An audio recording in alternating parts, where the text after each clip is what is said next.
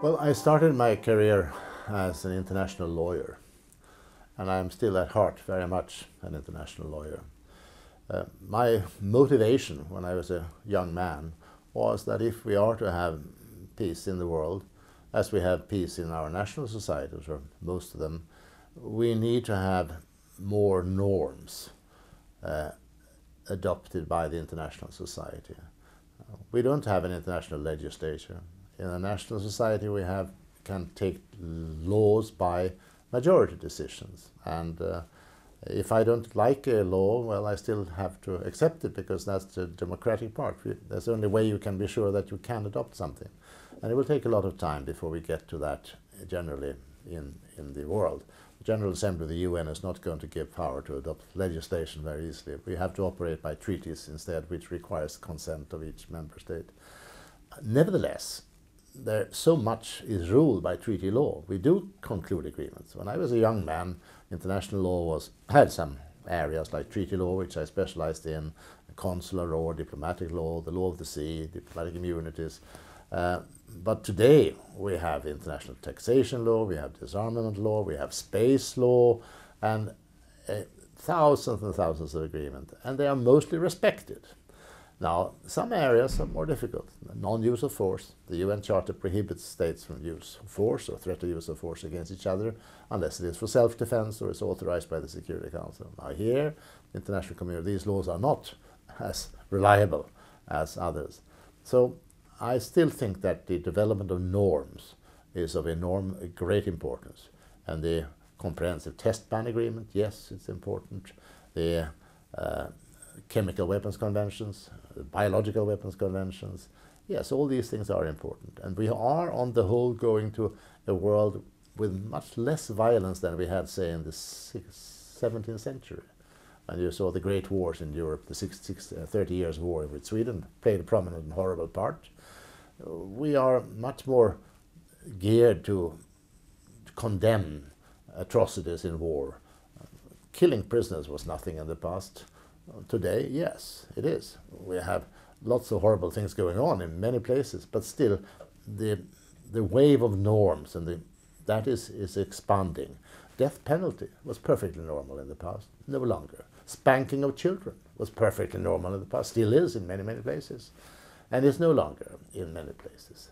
So I think I see a tremendous evolution in mankind, and the hope that in the longer run we will succeed in avoiding and doing away with lots of violence. And I think it's not just because that we are good or become wiser. I think we are as stupid as they were in the past days. But I do think that the greater proximity that we have today, in particular the interdependence, the vastly increased trade is important. Because if you are very dependent upon the other guy, then you will hesitate to exacerbate situations, and you would like to say, now we have to cool it. And I think that's what's taken place. My friend, former Singapore ambassador to the UN, Mahbubani, he came out with an image that I thought was rather good. He said that the problems used to be that we had a great many states like ships floating around on the ocean, and the main problem was to see that they didn't collide.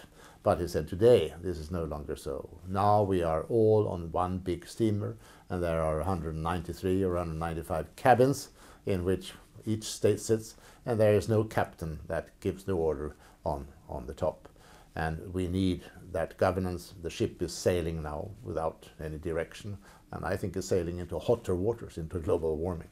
So the governance is of fundamental importance to get somewhere. You asked me about why I'm so strongly urging disarmament. And I sometimes think of a parallel to communities in the early Middle Ages in Europe. We had a great many of chieftains who had their soldiers, and people were armed all around, and a lot of violence, much more than we have today. So what was the requirement of a more civilized and more peaceful society?